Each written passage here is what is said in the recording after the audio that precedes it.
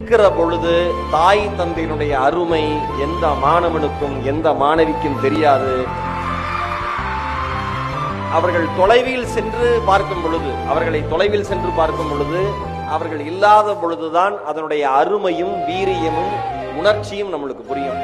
நீங்க அம்மாலாம் நிறைய திட்டுவாங்க, ஏண்டி அங்க நிக்கிற இங்க நிக்கிற, வாசப்படியில் நிக்காத, உள்ளவா, மொட்டை மால்ல நிக்காத, இவன் நேரமா துணியை காய போடுவ, கடைக்கு போய் ஒரு வாட்டர் பாட்டில் வாங்கிட்டு வரதுக்கு எவ்வளவு நேரமா, ஒரு மளிகை ஜாமான் வாங்கிட்டு வரதுக்கு எவ்வளவு நேரமா, எல்லாத்துக்கும் திட்டுவாங்க. உங்களுக்கு சலுப்பா இருக்கும்.